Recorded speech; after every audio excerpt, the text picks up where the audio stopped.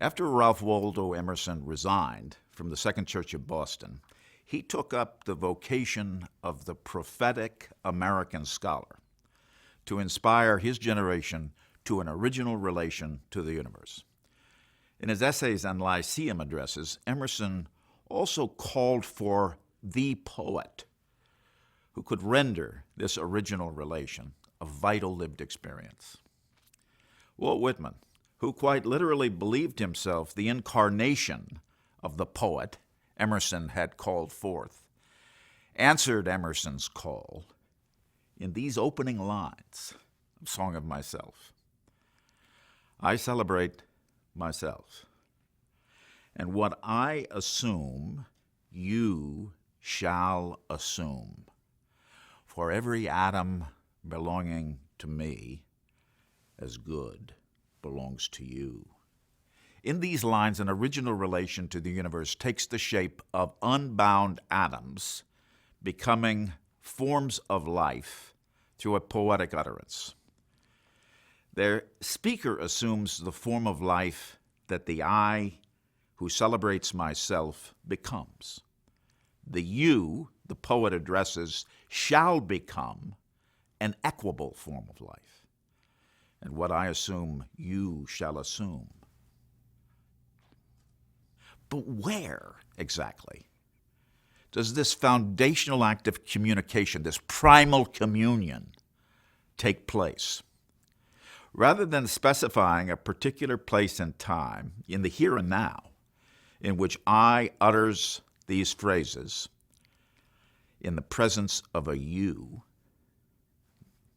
the phrases, and what I assume you shall assume for every atom belonging to me as good belongs to you, calls attention to the weirdly transtemporal and transspatial mobility of this I who utters them. Let's think about this opening phrase, I celebrate myself. The speaker of the phrase, I celebrate myself, is neither entirely separated from this activity, as I would be in the active voice, nor wholly acted upon, as an I would be, in a passive construction.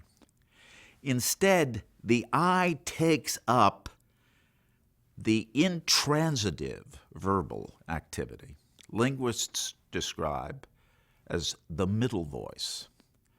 The speaker is acted upon, effected as an I, by the very activity, celebrating, that the I enacts. I is produced as an agent by, in, and through the speech act. I celebrate myself, that brings I and you into existence.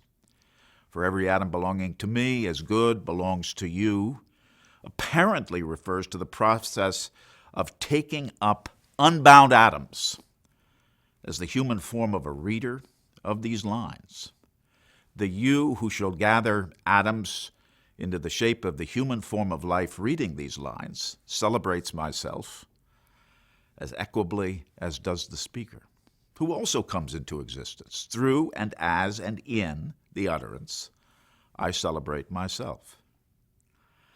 In addressing a you who shall assume a form of life out of a gathering of atoms that the speaking I celebrates, the written I will become myself once again through the activities of this you doing the reading.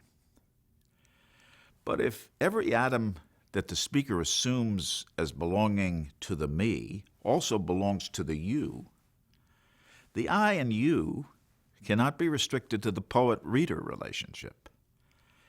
Every atom that is animated through the phrase, I celebrate myself, reveals the ongoing becoming of the limitless universe itself as the stakes and outcome of what it means to be taken up in the original relation this primal utterance and acts.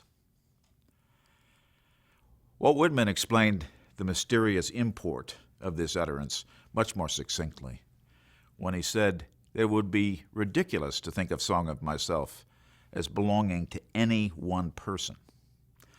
At the most, he explained to Horace Traubel, "I am only the mouthpiece. I like the feeling of a general partnership, as if the leaves was anybody's who chooses, just as truly as mine."